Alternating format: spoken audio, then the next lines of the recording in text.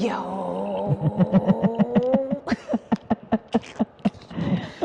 We have the legendary DMV's own Jaycee, and I'm not gonna talk that much because we're gonna pick her brain, all right? Okay. So listen, first we're gonna start out with, please, I know everything about you pretty much, but tell all of them. All right. Please. All right. Jaycee Ruffin, born and raised in Washington, D.C. I am a Washingtonian. Washingtonian? Yes, indeed. Now, real people from D.C., they say you're Washingtonian, right? But you got people that call themselves natives, and no.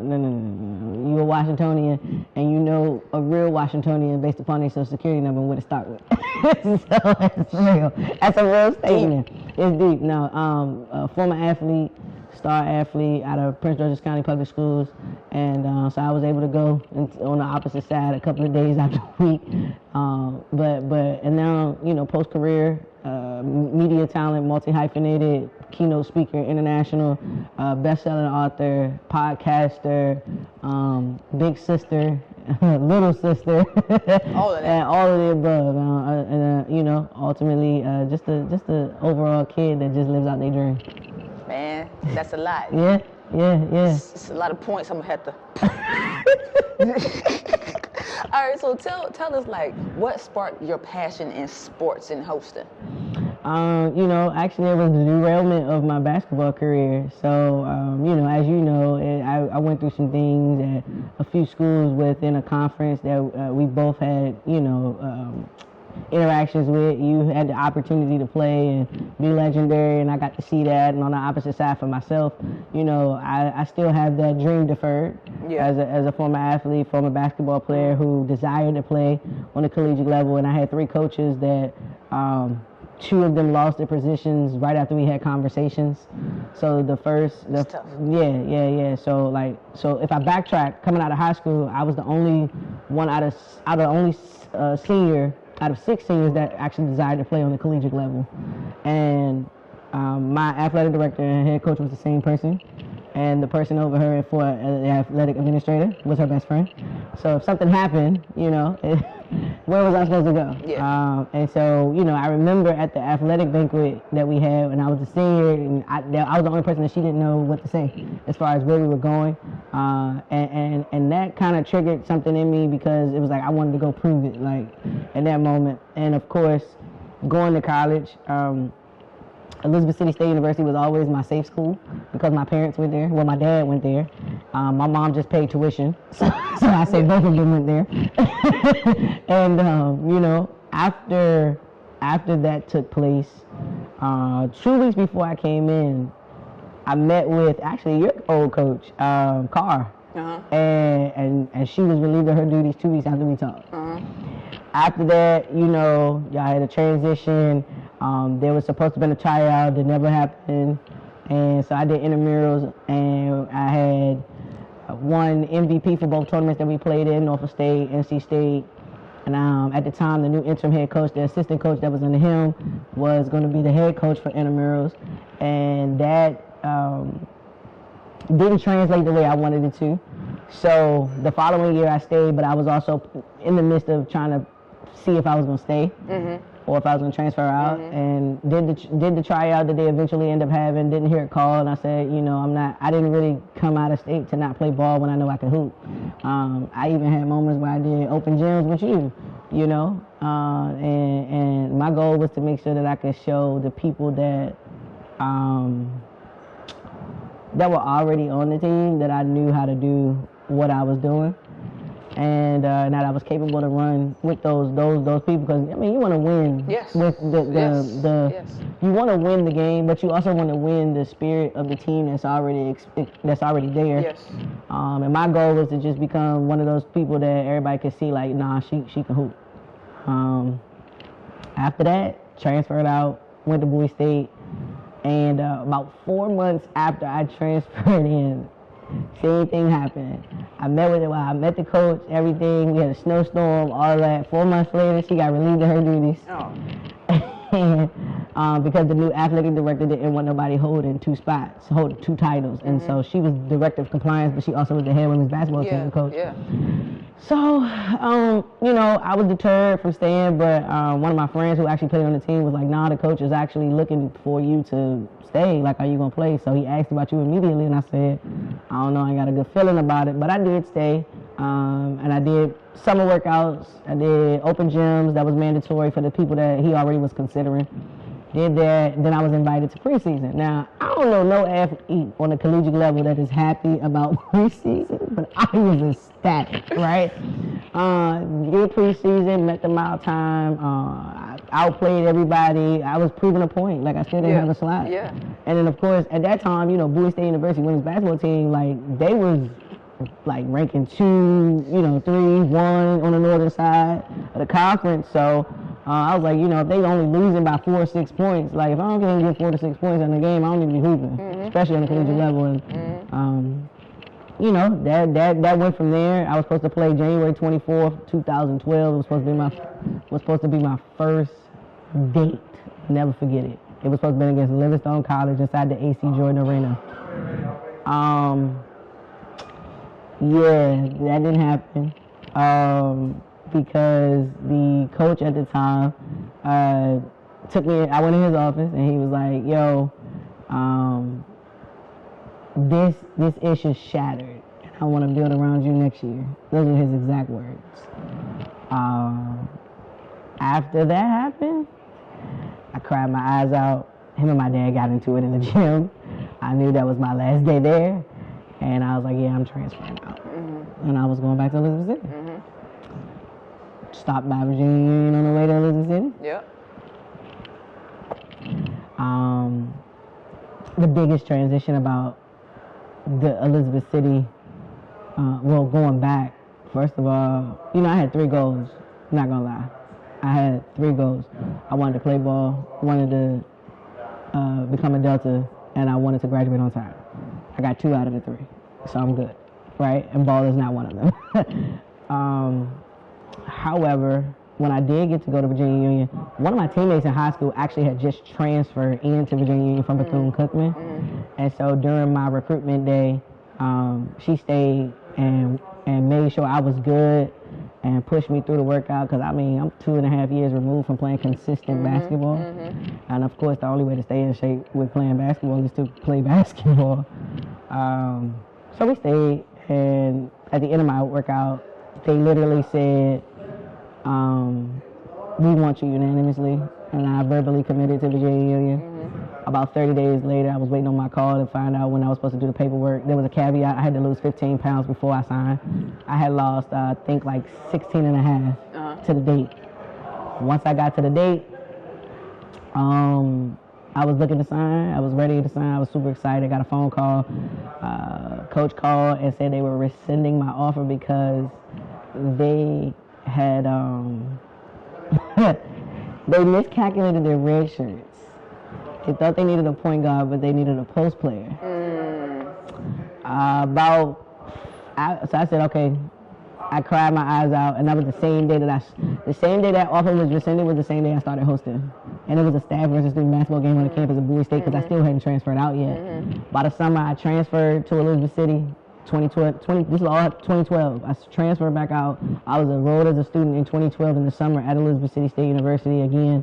And then that January, one of the last games before heading into CI play, tournament time, was the game against Virginia Union versus Elizabeth City. And I cornered the coach and asked her, did the coach at Bowie State have anything to do with the reason why you rescinded my offer? And she finally confessed and said, yeah.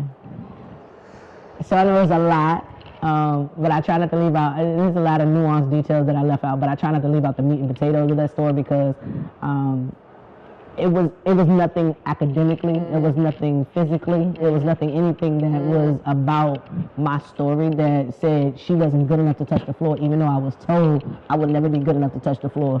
And so, unfortunately, everything after that particular point, I became in I gotta prove myself mode. And I had never been in that space before because I used to let my work speak for itself on the basketball court. And so I felt like now I was living through proving everybody else's situation right or wrong, or however you want to look at that. And I never was actually back in the frame or the mindset of doing anything for myself anymore. Like ball, I did it for me, right? And then the caveat was, you wanted to try to make sure that you could take care of your family. Correct. But as a woman, as a woman's athlete that played basketball, it was gonna take a little bit more than what we were getting to change our family's dynamic. So, but my family was good, and they still good. And I realized at this adult age now that I took on the responsibility that honestly I didn't even have to. But we all look to do something to pay back, the amount of work and money and time and hotels and flights and camps and all these different things. And so, ironically, today I serve as the in-arena host for the, University of Maryland women's basketball team, and I used to be a part of Coach Brenda Freeze's camps. So I trained with the 06 national team, never forget it, and we just celebrated their 28-year anniversary of that game. So I'll never forget that. And so now being on that floor, I feel like I finally got my moment.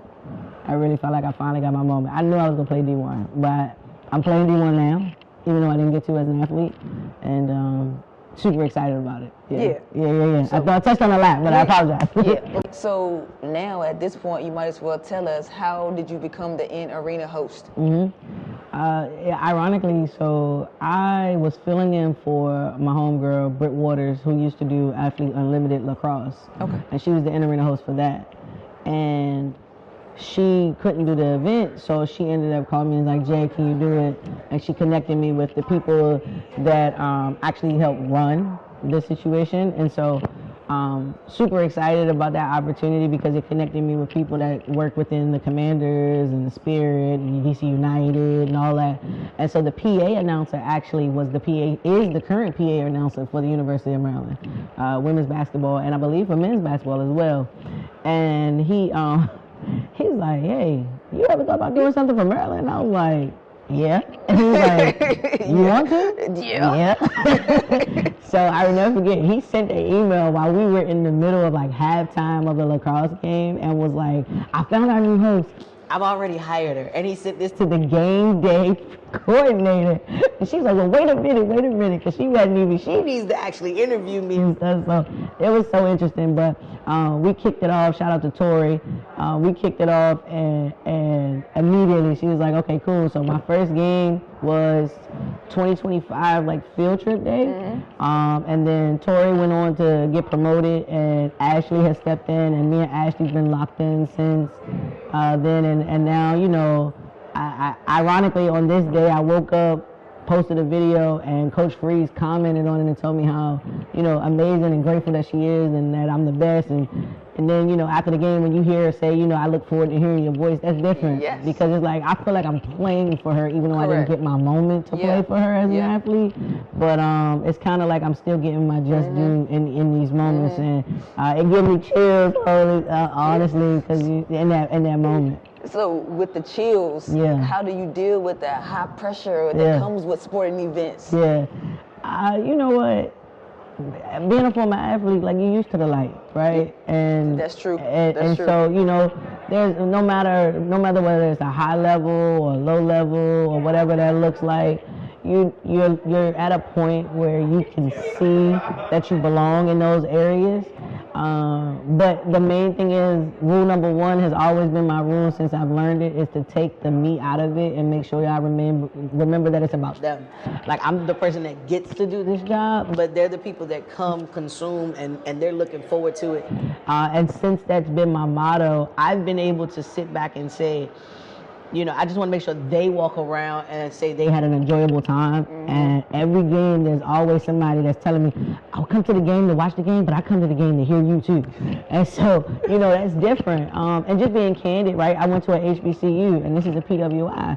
And you don't know sometimes as a person, that, especially a black woman, that will translate in the PWI schedule. Now, of course, there's athletes are the landscape of PWIs is a lot of black student athletes.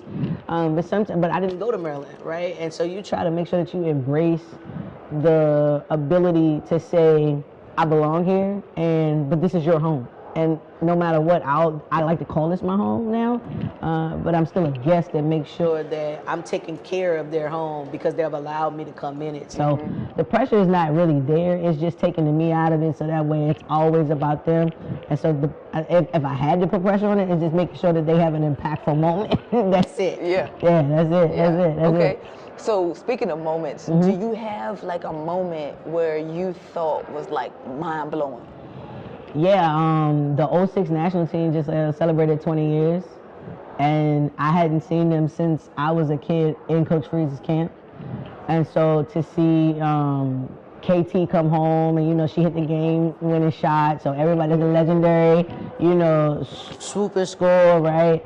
Marissa, we see each other all the time, and she gave me so much hell back then, but in a good way, of course. But Marissa was home, Crystal was home, Ashley was home. It was so many people that was home. Jay was home. There was so many people that was home, and so I think I was like a kid in a candy. So I remember standing over there, and I just had chills the whole time. Just like, oh my everybody god, coming back. Yeah, it's like I didn't fan out, but I felt like I was fanning out. You were fanning out because I was like, yo, like I get to like these my peers, and at the same time, like I still get to celebrate them and be like, welcome home, like, and then like those were the moments that I wanted to be a part of, and it's like I got to be a part of the moment that I wasn't a part of. Yes. In the same breath, I still get to be a part of it now, like 20 years later. It's so crazy as to how that goes, but yeah, that's that moment right there. That moment made me feel like a kid in the candy store. So you see how how you fanned out, let's just say, with them being in the crowd. But like, so how do you like navigate putting that feeling aside and still be able to relate to the crowd? It's not about me, right? But I'm a consumer of the game. Like, I was a fan of the game before I played the game. And I'll always be a fan of the game. And especially where, you know, women in sports is headed right now, I'll always make sure that I remember what it's like to be them sitting in the audience. Yes. Right? A lot of times we get in the moment and we get so, like, wrapped up in the job that we forget to just be a fan of the game. And I'm on the floor, you know, almost coaching. Like the next job that Coach Freeze and I'm gonna have to give me is an assistant coach position this time. Cause I'm over there coaching, like I'm over there holding my knees, like okay, come on, watch the slash, get the back door, you know what I'm saying? Pull it, right? Like, but like I still am a consumer of this game. And I wanna make sure that sometimes I do put myself in the shoes of the consumer of the game, so that way I'm like, okay, how would I want to feel if I had to sit and listen to me? That's a good way to look at it. And then it's like, if I gotta listen to me, then I want to make sure that I can hear correctly. I want to be able to hear the person enunciate and pronounce, you know, correctly, and not fumble and not stumble, and actually care about being able to make sure that the people are actually involved in whatever's going on the floor because they hear my voice. Like, I put myself consistently in the consumer because as a point guard, you're the floor general. Right? So it's my job to create the tempo of the game, to control the flow of the game, to understand time, to understand shot clock, to be aware of all these different things, to see what everybody can, to see 2 moves ahead. And that's the same way I got to do it when I'm on the floor. Like when I'm hosting, I am the point guard of that moment. Absolutely. That's exactly how it looks. Absolutely. Yeah. So what challenges come with that? You know, in the beginning, it was understanding how to get the sponsors correct and everything. But again, I removed myself from it, and when I did that, it took it away. Yeah. So that took the nerves out of it for the most part. Yeah. And then I think the opposite side of that is, as a person who never really got that moment to put that jersey on and run out the tunnel and be called in the starting lineup ever again after high school, had teammates in both spots and just never got a chance to actually go put some sort of points on the board and be considered for all conference honors, all, you know, whatever it might have been. I think sometimes the challenge is that I do have those moments and I wrestle with, you know, this is not your game. right? Like, you're a part of the game, but this is not your game. This is their moment. And just making sure that I keep that at the forefront, because I was a competitor, high level, like, competitor. Yeah. So, and I knew I could hoop. Yeah. And so every now and then, to get that feeling out of me, every now and then I'll go put up shots. Yeah. And, you know, kind of try to get it out of my system. And I have my moment, but I don't really, I don't stay in it too long. Yeah. But I also don't try to act like it doesn't exist either. Yes. Because that's when I'll start spiraling out of control. So I've really just been able to fall in love with the process, but also fall in love more with myself and who I am today instead of who I didn't become or who I thought I should have been. So yeah, because that's a big difference. Yeah, 100%. You know what I mean? Sometimes it's not our plan, it's God's plan. So, I told my mom the other day, I said, you know, someday, and you know, the religious people, y'all just gonna be in y'all feelings about this. She's talking to me. I mean, I'm very spiritual, very religious. But I told my mom the other day, I said, some days, I ain't gonna hold you. I be wanting God to just show up in real form, so me and him can just duke it out. Like, I'm like, I know I'm gonna lose, but I'm going there swinging. I'm gonna connect a couple of times and just get it out of me. Connect, but listen, let me tell you, but it's a good thread to get it out. Like, yo, I'm gonna try, because I'm like, yo, you don't see me down here going through this, man? Like, I'm like, yo, I know you're talking about the weight that you ain't gonna put more on me, but good Lord, dog. Like, come on. I get that you ain't gonna put more, but I'm on it. It's on. Yeah. Like, you know, and so, but I'm 100% survivor of everything that he's brought me through. Absolutely. Because of my faith, because of my plan. And, you know, sometimes we get that caught up without going too deep, but sometimes we get caught up in the moment of thinking that if we pray about it, it just happens, and it's like, and it don't. And it don't, not always. Because a lot of because you still have to have a plan. Yeah. You still have to have a plan of action, and your faith goes into the plan created. It's a prosperous situation that God wants you to be prosperous. And a lot of times we get that scripture, faith without works is dead. Yeah. You still got to do the work. Yeah. You got to put it in. So that means you do a plan of action for your work. Yep. And then your faith goes behind that, the plan of action that you have put out, that you've given it, you surrendered it to God, that it would work. And so I am reemerging in this new faith journey of mine, because I feel like everybody goes through a different season in time with God, where it's like 1 minute you're rebelling against him, you're upset about it, you know, all these different things, and then there's another moment when you do come back and you say, you know what, God, I've tried it on my own. I ain't winning. I'm gonna need you to take over. Yep. And you surrender that yes, and you understand where it can take you by doing it, but you gotta like let go. Yeah. Because sometimes we be trying to like hold on. We're trying to hold on to it and do our own plan. We do. We human. Yeah, 100%. But I told God for my birthday, yes, and I've literally let go, and I responded differently to things that I didn't get declined for. And like, I'll have my moment, but I don't stay in it long. And I'm like, you know, all right, well, maybe that was, you know, their blessing or their protection. I'm like, but God, don't forget about me. I know you haven't, because I know you probably protected me for something, but, you know, put me in that situation that I want to be in as well, or that you want me to be in, right? You want me to be in. You know, and I have to understand that it might not be the one that I wanted, right? Because sometimes we look at it and we look at our situation from financial perspective, and we're like, yo, God, you know I needed that right now, right? Like, come on, like, I ain't hit millionaire status yet, so you're going to have to make this work. Like, and he like, don't worry about it, I got it. Like, what you thought you wanted, don't worry about it, I got it. And every time he's come behind, and it's been better ever since. I could never have imagined me sitting in the seat and wearing this emblem on my chest. Yeah. And, you know, and it's because I'm doing something with women's basketball. Right. You could have told me this was going to get planned out any better. Right. So how do you handle, like, your balancing your style with, like, I don't know if I'm saying it correctly, as far as like the rules of hosting. So how do you balance that? I mean, you know, it's interesting because I used to not tell anybody like what I used to call my secret sauce. But now I'm like, yo, my secret sauce is my secret sauce, and y'all can't be me and I can't be you, right? So essentially, I've never had a female mentor in this industry. I always studied the guys. Okay. A lot of the reason why I did that was because they got paid. That's interesting. And the female face was always looked at as the the second person, right? Like the face. The guy was the energy. Got it.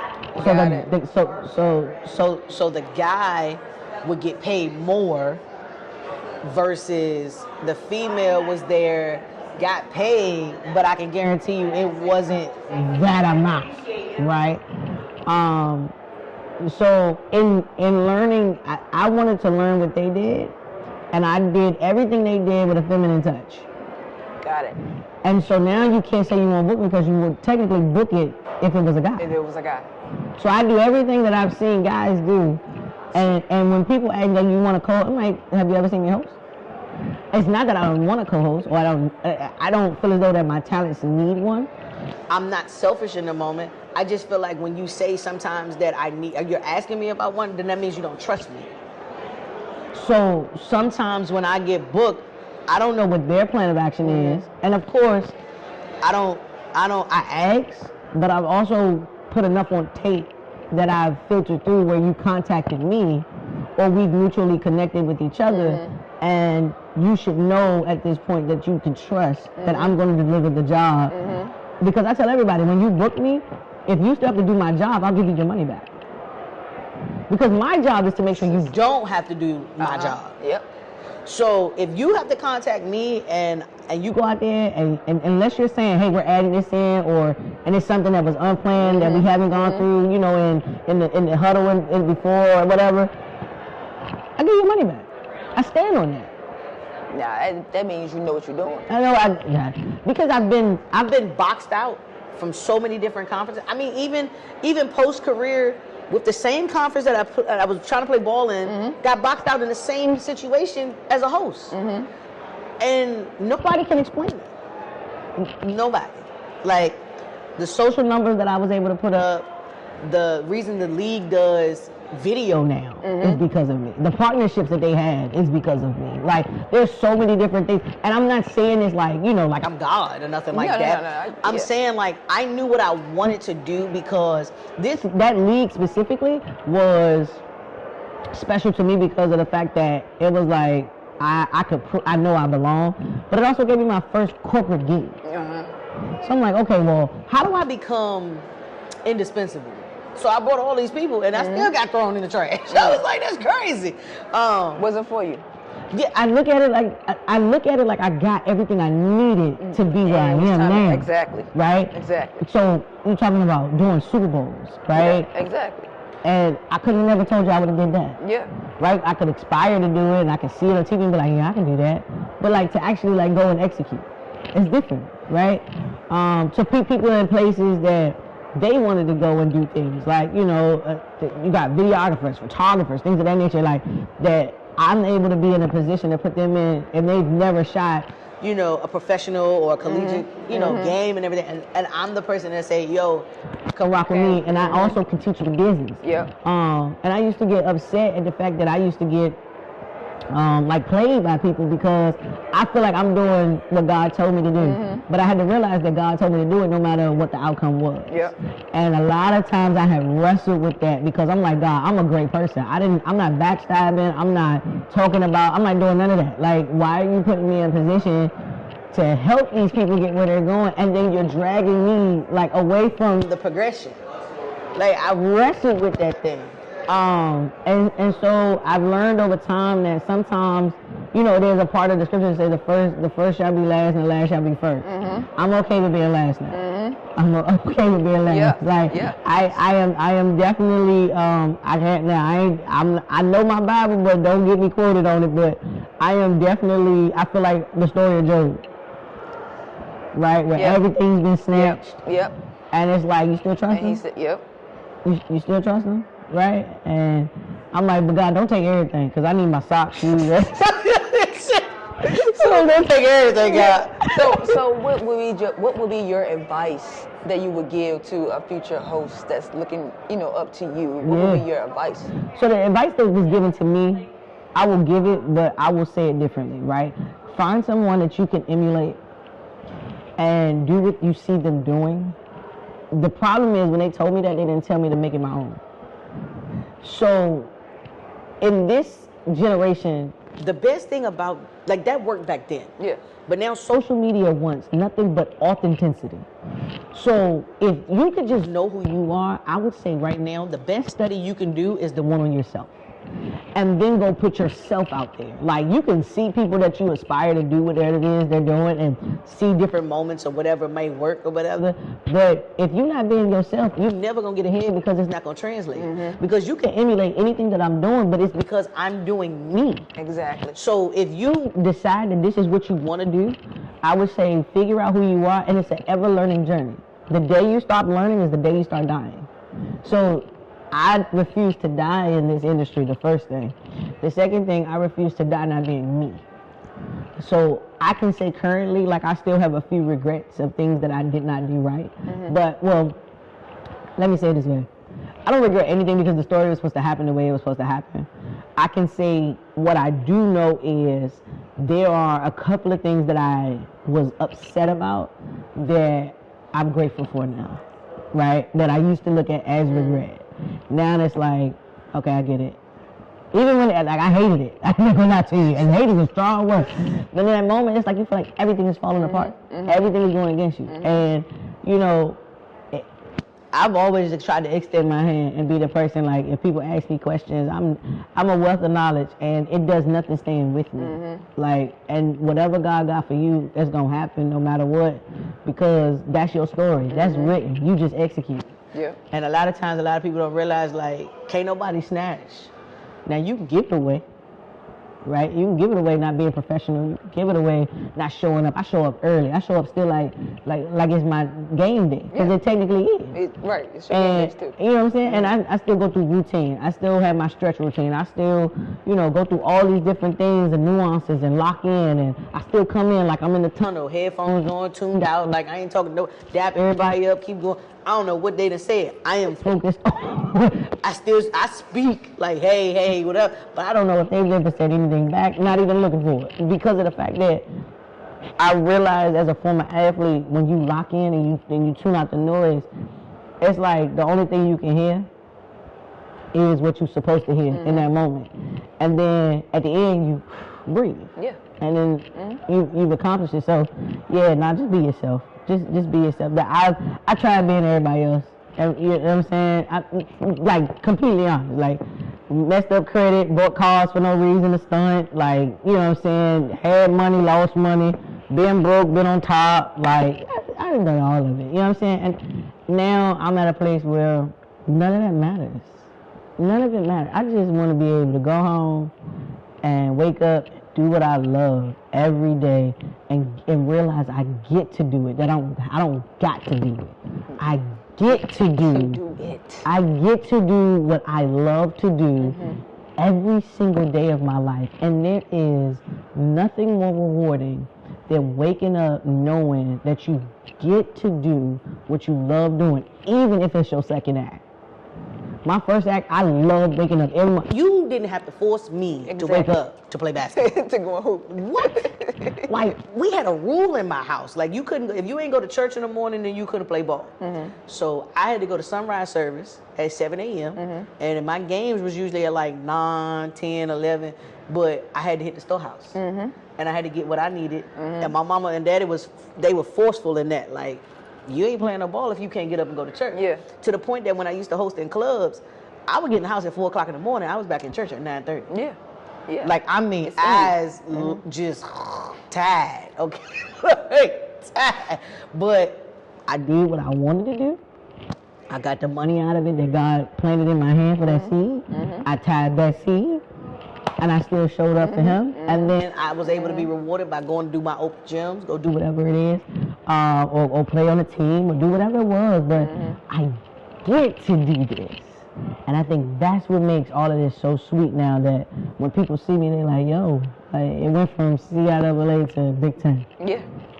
That's different. That's different. And there's no knock against the CIAA, because people that play in the CIAA can play in the Big Ten, play ACC, SEC, A10. You're just saying you went to a bigger conference. I've been to a bigger conference that I honestly believed I belonged in a long time ago. Yeah.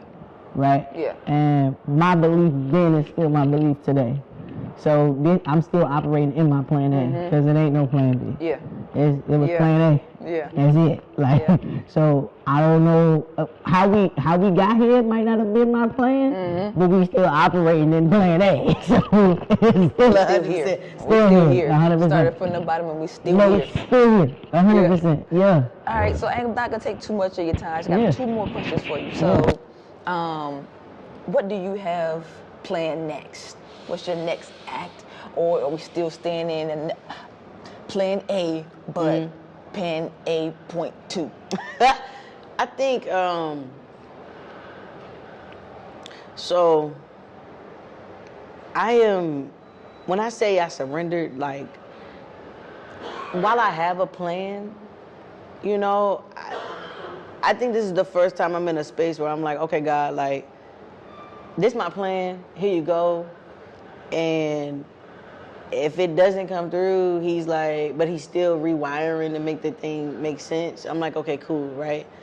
On the opposite side of that, you know, revamping my podcast to bring that back out after the season with Jaycee Ruffin, which is a spinoff from my second book. And mainly going back into schools. I've realized that today's generation, you know, their favorite words are overstimulated and crash out. Yeah.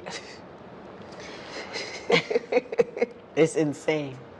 To the point that I don't even think they understand that they're utilizing it correctly. I don't think so. And going back in and becoming the top motivational speaker for schools. And not just motivation, but also implementation. And so my goal is to do that, to be able to revamp my foundation and really just serve and understand. I am in a transitional season of my life right now where because I felt like I hadn't got what I deserved or what I wanted. It's been hard to get up in the morning some days because I felt like, I'm like, what am I doing it for? Like, and those moments happen. Like, I'm doing everything that I want to do, but sometimes it still doesn't feel fulfilling. And I think I have to redefine what fulfilling means at this point in my life, right? Fulfilling, honestly, and for a long time has looked like my bank account. And because I hadn't seen it in dollars and cents, I wake up like, yo, I'm working my behind off. And like, where's the dividend? Where is it? Like, and because I'm looking at it from that space, I don't think God feels like he can trust me sometimes. Because now I tithe, do my storehouse, do everything I'm supposed to do, show up. But am I giving 100% when I show up, right? So I just started stewarding my gift again back in my church, which is crazy because I used to be heavily involved in church, my home church at that. I always had a tie to a church, but serving in the church helps me steward my gift, which also gives God glory to what it is that he's given me. So that way I can show him that I'm not, that I don't lack appreciation, that the fact that he gave me this gift. Because I tell you, I have one fear. My biggest fear in life is that I wake up one day and God left me giftless because I didn't use it the way I was supposed to.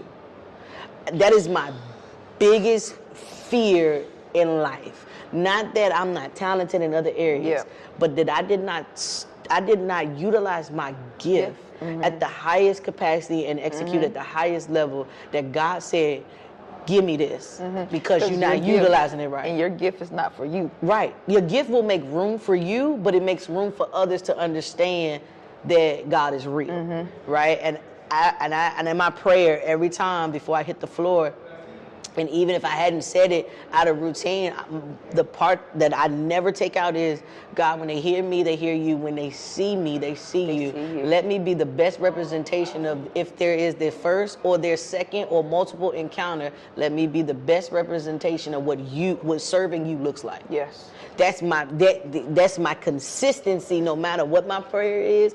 That is in my prayer at all times. So it's just one of those things where I have a lot of things that's surfacing, but all of them come from me focusing on what serving looks like. So me understanding more about me. Yes. That's the main thing. Yes. That's the main thing. Okay. Yeah. All right. So now I want you to. What up? I want you to relax. Okay. All right. I Where want we you at? to close your eyes. Okay. All right. All right. I'm on the beach. I'm joking. Nah, you're not on the beach. You're in the rain. Listen, you in your car right now. All right. Okay. And you pulling up. You gotta go and host. All right. You at the gym. You just arrived to the gym. Walk us through your day to day. I'm already in my playlist, which is called my strength playlist. It's nothing but gospel. Getting out the car, my headphones are in before I if they're either getting put on or I'm putting them in. And then I'm walking up to the basketball entrance, walk in, dap everybody up, hit the back tunnel, come down the steps, and as soon as I get to the tunnel and I'm about to touch the floor, I tap my chest, one finger up to the sky, thanking God for another opportunity to touch the floor. After that, I'm checking in with everybody. Then I put my stuff down, like my coat and stuff, and then I grab it and go grab my book bag and go to the back to go change clothes. Once I come out and I hit the floor, it's game time. I go up under the little turnstile, walk through the tunnel so I can still feel my moment, tap my chest one more time. All right, God, it's game time. Thank you again for touching the floor, but this time I'm actually in motion. So once I come back from the tunnel, I adapt up a couple of players and make sure they good. And then I'm getting ready to put my book back down so I can go stretch. After I stretch, I'm looking at my first hit, which is my sideline report, getting all of the facts straight, making sure my energy is straight, the other team's information, our team's information. After I go through that runner show, I run on the court and kind of like drag my feet a little bit to make sure I got like the squeak and I can hear it, and that makes me feel, I don't know, it's something about it. But then I walk to the table. Yeah. I walk to the table, talk to Ash. Ash talks back to my IFB, and we on the sideline and we ready to go at that point. And from there, it's downhill from there. That's it. It's downhill from there. That's it. That's literally a game in what's that? 2 seconds? 30 seconds. 30 seconds. 30 seconds. Yeah.